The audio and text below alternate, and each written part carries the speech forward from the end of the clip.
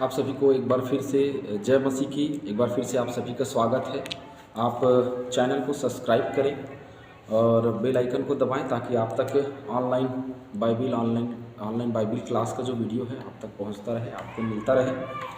आज की सुबह एक बार फिर से हम अपने अध्ययन में आगे बढ़ रहे हैं और दूसरा अध्याय और उसके 7वें पद में एक विशेष ये पद है। और हम क्योंकि मनुष्य हैं और मनुष्य को किस रीति से बनाया, ये एक बड़ा सवाल, एक बड़ा मुद्दा है कि कहाँ से मनुष्य उत्पन्न हुआ है और किस प्रकार से मनुष्य को बनाया गया है।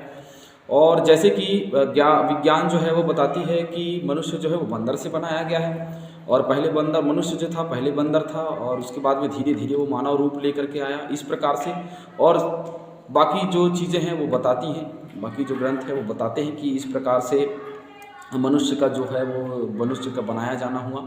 लेकिन बाइबिल जो हमें बताती है, क्योंकि हम बाइबिल के मानने वाले लोग हैं, बाइबिल के पीछे चलने वाले लोग हैं, जो बाइबिल बताती है हम उसके अनुसार में आगे देखते हैं कि किस प्रकार से मनुष्य को परमेश्वर ने बनाया है।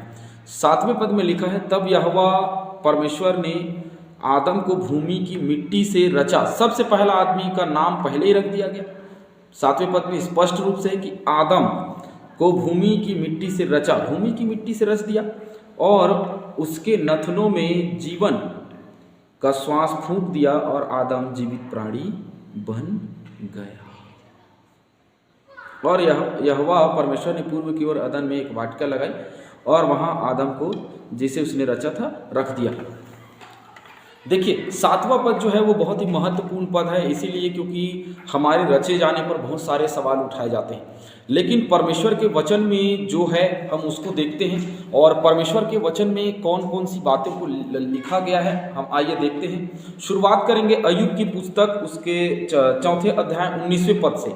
आगे हम अध्ययन करते हुए बढ़ेंगे। देखिए अय्यूब की पुस्तक में, अय्यूब की किताब में क्या लिखा है हम उसको देखते हैं। चलिए 4:19 पढ़ते हैं। फिर जो मिट्टी को घरों में रहते हैं और उसकी नींव मिट्टी पे डाली गई है, मिट्टी के घर हैं और मिट्टी की ही नींव जो है वो डाली गई है, और जो पतंगे के समान पीस जाते हैं उनकी क्या गणना। अब देखिए ऊपर तो ऐसे लग रहा है कि ये घर के विषय में बात कर रहा है, ये वचन जो है वो ऐसे लग रहा है कि घर के विषय में बात कर रहा है। लेकिन जो तीसरे लाइन पे हम पढ़ रहे हैं वहां साफ तौर पर लिख रहा है कि उनकी क्या गणना है ना। तो घरों की गणना नहीं होती, किसकी गणना होती, मनुष्यों की गणना होती है। कितने घर हैं ये नहीं गिना जाता, किसकी गणना होती है, मनुष्यों की। तो मनुष्य क्या है, मिट्टी से बनाया गया है और उसकी कोई गणना नहीं है परमेश्वर के सामने में। आगे पढ़ते हैं अय्यूब 10:9। स्मरण कर कि तूने मुझको गूंधी हुई मिट्टी, क्या किया, गूंधी हुई मिट्टी के समान बनाया। अब सवाल ये उठता है कि हम कहते हैं कि आदम ने सान के, जैसे यहोवा एक कुम्हार है और कुम्हार जैसे मिट्टी को सान के बनाता है मटका, वैसे ही परमेश्वर ने अपने हाथों से गूंथ करके, है ना। यहाँ पे अय्यूब 10वें अध्याय 9वें पद में स्पष्ट है कि पहले उसने मिट्टी को गूंथा होगा कि अच्छे से मजबूत हो और उसमें अच्छे से आकार देने के लिए बिल्कुल लचीला हो जाए, उसके सब जो बड़े बड़े कण हैं वो पतले हो जाएं, और उसके बाद में वो क्या करे, मनुष्य को बनाए। गूंथ करके उसने बनाया। क्या तू मुझे धूल में मिलाएगा। उसने गूंथ कर हमें बनाया है और यह सवाल करता है कि क्या तू मुझे धूल में मिलाएगा, है ना। और देखिए आगे हम और देखते चले जाएंगे। अय्यूब 34:15।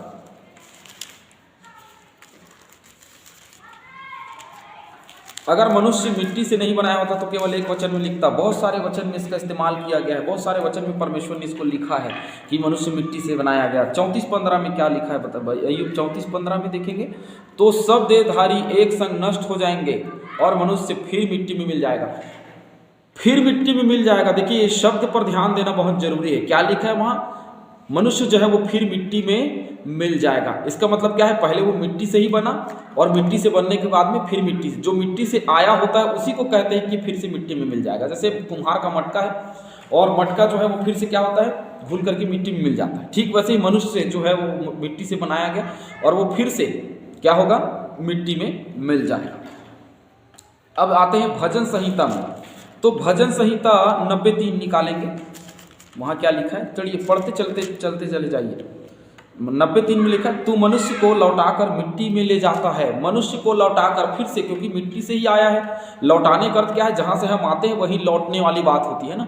कहीं और जा रहे हैं तो हम जाना बस होता है, लौटना नहीं होता। जहाँ से हम निकले हैं वहाँ जब वापस आते हैं तो उसको लौटना कहते हैं। तो हम मिट्टी से आए हैं और हमें मिट्टी में लौट करके जाना है ना। क्या है, मनुष्य जो है वो मिट्टियों में क्या होगा, लट जाएगा और कहता है, हे आदमियों लौट जाओ। कहाँ, मिट्टी में लौट जाओ। चलिए आगे पढ़िए, भजन 103 का 14 पद। भजन 103 का 14 क्या लिखा है वहाँ, क्योंकि वह हमारी सृष्टि जानता है और मनुष्य उसको स्मरण रहता है कि क्या है, मनुष्य मिट्टी ही है। यहाँ तो पूरा स्पष्ट कर दिया वचन कि मनुष्य तो मिट्टी ही है। क्यों, क्योंकि परमेश्वर ने 7वें अध्याय में क्या किया, हमें मिट्टी में से उठा करके बनाया है। चलिए आज क्योंकि बहुत ज़्यादा समय मैं दूसरी बातों में नहीं लगाऊंगा, क्योंकि परमेश्वर का वचन बहुत सारा है, निकालते चले जाइए। सभोपदेशक 3:20, उससे सभोपदेशक 3:20 निकालेंगे। चलिए 3:20 में क्या लिखा है, पढ़ेंगे।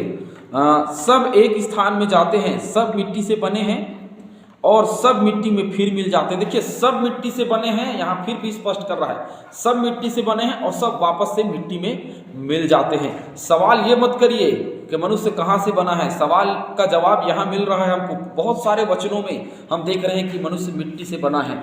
और आगे हम पढ़ेंगे। चलिए सभोपदेशक 12:7, सभोपदेशक 12:7, तब मिट्टी जो की त्यों मिट्टी में मिल जाएगी, है ना। तब क्या होगा, मिट्टी जो की त्यों मिट्टी में मिल जाएगी। मतलब कोई चीज़ जो है वो जहाँ से निकलती है वही मिल जाती है, उसी कहते हैं कि ज्यों का त्यों, जैसे वो पहले था उसी सिचुएशन में वैसे ही फिर से वो क्या हो जाएगा, मिट्टी बन जाएगा। चलिए आगे पढ़िए, यशायाह 29:16,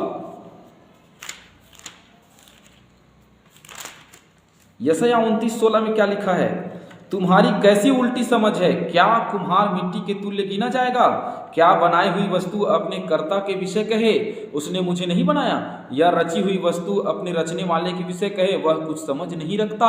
देखिए सवाल उठाते हैं कि परमेश्वर यहोवा कुछ समझ नहीं रखता। सवाल उठाते हैं कि परमेश्वर यहोवा ने, जो कुम्हार है, जो कुम्हार कौन है, हमारा कुम्हार परमेश्वर है। उसने हमें, जैसे कुम्हार मिट्टी को सान करके मटका बनाता है, आकार देता है, वैसे ही मिट्टी को सान करके परमेश्वर ने हमें बनाया और आकार दिया है। और हम क्या कहते हैं कि परमेश्वर के हर एक उन बातों को हम चैलेंज करते हैं कि हम तो विज्ञान में हैं, हम बहुत पढ़े लिखे जाते हैं, तो हम क्या करते हैं, परमेश्वर की शब्द को, उसके हाथ की रचना जो हम हैं उसको हम नकार देते हैं। क्या विज्ञान जो कहती है हम उन बातों पर लगे रहें? तो ये धर्म ग्रंथ जो बात बोल रही है कि हम मिट्टी से बनाएंगे, क्या वो गलत है?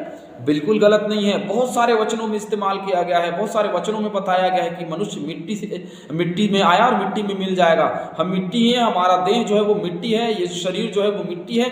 एक दिन हमें फिर से उसी मिट्टी में मिल जाना है। जब हम मर जाते हैं तो हमारे परिजन उस हमें गड़ा देते हैं, और गड़ा देते हैं, फिर से वो शरीर जो सड़ जाता है, मांस और हड्डी जो सड़ जाता है, और कहाँ मिल जाता है, मिट्टी में। जैसे मिट्टी का बना था वैसे ही मिट्टी में मिल जाता है। चलिए आगे, यशायाह 43:1,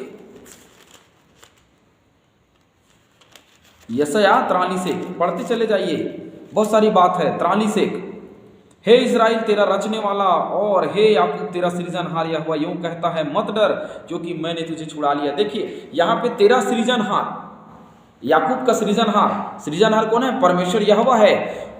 आदम को मिट्टी से बनाया, और हम भी जो आगे चलते चले जा रहे हैं क्योंकि मिट्टी से बनाया गया, हम भी मिट्टी ही हैं। ये बात यहाँ पे हमको देखने को मिल रही है कि याकूब, क्योंकि याकूब तो आदम के बहुत बाद में था ना, तो इसीलिए याकूब तेरा सृजनहार, उसको स्मरण रख कि जिसने तुझे मिट्टी से बनाया है ना। हम सबको परमेश्वर ने मिट्टी से बनाया है, हम सबको स्मरण रखना है कि परमेश्वर ने हमें मिट्टी से बनाया है और हम मिट्टी ही हैं। हमारे जीवन का कोई मूल्य नहीं है, हमारे जीवन का कोई, ये शरीर जो है उसका कोई मूल्य नहीं है। हमारी आत्मा का मूल है, हम अपनी आत्मा को हम स्वर्ग के लिए तैयार करते हैं, उसका मूल है। चलिए और पढ़ते चले जाइए, 43 से उसी का 21 में देखेंगे क्या लिखा है। 43 का 21, इस प्रजा को मैंने अपने लिए बनाया है। किसके लिए बनाया है? परमेश्वर ने अपने लिए बनाया कि उसका गुणानुवाद करें। आज परमेश्वर यहोवा ने हमको अपने लिए बनाया कि हम उसकी महिमा करें, उसकी स्तुति करें, उसके गुणानुवाद करें। और मिट्टी से बनाया ताकि हम क्या करें, उसके हस्तकला को जिसने हमें बनाया, जिसने हमें तराशा, अपने स्वरूप और अपने समानता में जिसने हमें बनाया। क्या लिखा? 1 का 26, आप निकाल लेंगे मेरे साथ में। 1 का 26 वहाँ क्या लिखा है? फिर परमेश्वर ने कहा हम मनुष्य को अपने स्वरूप के अनुसार अपने समानता में बनाए। परमेश्वर ने अपने स्वरूप और अपनी समानता में हम सबको बनाए हैं, तो अपने स्वरूप और अपनी समानता में बनाए जाने को हमें समझना है। और आगे चलिए, मिट्टी से अपने स्वरूप और अपनी समानता में परमेश्वर ने बनाया। इसका मतलब ये नहीं है कि परमेश्वर भी मिट्टी का है ना, परमेश्वर तो पहले से था, बाद में मनुष्य को बनाया गया, तो उसे सिर्फ अपना आकार दिया, उसे अपना स्वरूप दिया और मिट्टी से यह सब कुछ बनाया। 44:2 क्या लिखा है? 44:2 में तेरा कर्ता यहोवा, देखिए तेरा कर्ता यहोवा जो गर्भ ही से बनाता है। किसको? हमें बनाता आया है गर्भ से। क्या करता है? गर्भ से ही हमें मिट्टी का आकार दे देता है और आकार देकर के इस जगत में हमको क्या करता है? भेजता है। लोग बोलते हैं कि हम तो माँ के गर्भ से जन्म लेकर के आए हैं और माँ के गर्भ से जब जन्मे हम तो मिट्टी नहीं है, ये मांस, ये हड्डी, ये सब मिट्टी है, जो कि गर्भ से ही परमेश्वर यहोवा हमें मिट्टी का स्वरूप दे देता है, मिट्टी से हमें बनाता है और अपने स्वरूप अपना समानता दे देता है। चलिए आगे पढ़ते चले जाइए। प्रेरितों 17:25 में एक विशेष बात लिखी है, जो कि हम दूसरे लाइन पे अब आ रहे हैं। उसके नथनों में जीवन का श्वास फूंक दिया, है ना। जब उसने श्वास फूंका तब आदम जो है वो जीवित प्राणी बना। श्वास फूंकने से पहले तक तो वो मिट्टी का पुतला ही था। जब परमेश्वर ने श्वास फूंका तो वो क्या बन गया? क्या बन गया? मनुष्य बन गया। चलिए, वो चलता फिरता जीवित प्राणी बन गया। और क्या लिखा है उसके लिए? लिखा है और आदम जीवित प्राणी बन गया। उससे पहले उसके शरीर में जीवन नहीं था, जब उसने श्वास फूंका तो उसके शरीर में जीवन था। और हम देखते हैं श्वास जो है वो आत्मा का ही रूप है ना। श्वास फूंका, यहाँ लिखा है ना श्वास फूंका, ये श्वास जो फूंका है वो आत्मा ही है। चलिए, जिसको हम मनुष्य के अंदर में जो प्राण होती है उसको कहते हैं एक आत्मा, जो पवित्र आत्मा है, जो हमको बाद में मिलती है। लेकिन पहला हमारे शरीर का प्राण, जिसकी वजह से हमारा जो शरीर है वो चल रहा है, जिसको हम रक्त में दौड़ती हुई जान भी कह सकते हैं और बहुत सारी बातें जो उसके विषय में हम कह सकते हैं, है ना। क्योंकि हम बाइबिल की बातें कर रहे हैं तो विज्ञान की बात बिल्कुल नहीं करेंगे, हम बाइबिल के अनुसार चलेंगे।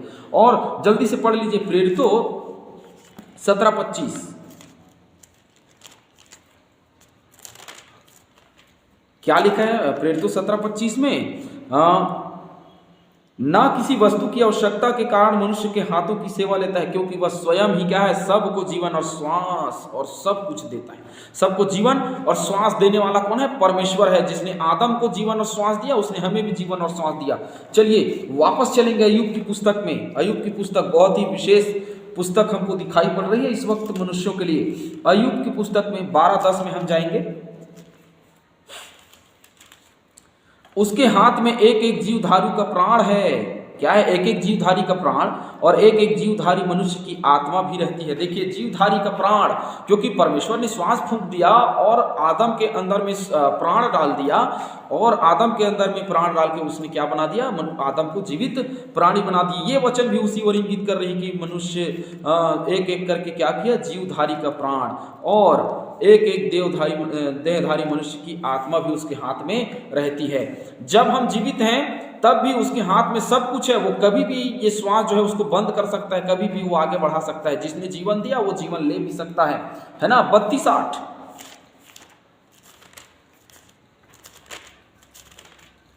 32:8 में क्या लिखा है? परंतु मनुष्य में आत्मा तो है ही, सर्वशक्तिमान की दी हुई मांस जो उन्हें समझने की शक्ति क्या? सर्वशक्तिमान की दी हुई सांस जो उन्हें समझने की शक्ति देता है।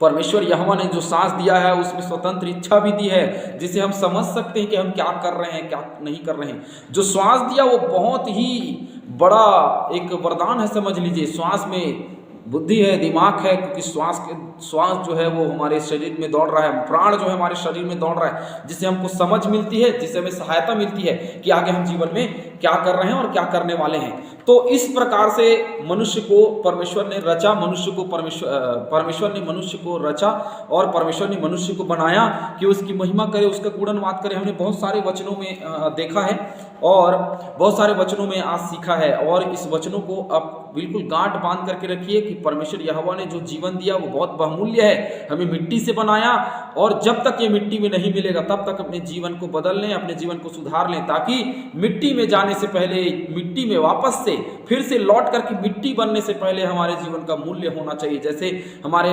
महात्मा गांधी जी जो मिट्टी में मिलने से पहले हमारे अपने लिए बड़ा नाम छोड़ के गए, आज हम अपने जेबों में उनके फोटो को लेकर के चलते हैं, है ना। नोट है, उसमें फोटो है, हम गांधी जी के नोटों को लेकर उसके फोटो को लेकर के हम अपने जेबों में चलते हैं और कहीं भी जाते हैं उसका बहुत ही मूल्य है। तो आज अपने जीवन को बहुमूल्य समझे, क्योंकि परमेश्वर ने अपनी गुणवाद, अपनी महिमा, अपनी स्तुति के लिए बनाया। और मिट्टी में मिलने से पहले ऐसे काम करें कि परमेश्वर यहोवा हम पर क्या करे, हम पर क्या करे, कहे कि ये मेरा प्रिय पुत्र है, ये मेरा प्रिय दास है, मेरी प्रिय दासी है, जिससे मैं बहुत प्रसन्न हूँ। और तब हम कह सकते हैं कि हमारा जीवन सफल हो गया। आप सभी को जय मसीह की। मनुष्य मिट्टी से आया, मिट्टी में मिल जाएगा। एक बार फिर से आप सभी को जय मसीह की। आज दिन भर आज का दिन आप सभी के लिए बहुतायत से आशीष भरा हो और आशीष का काम हो।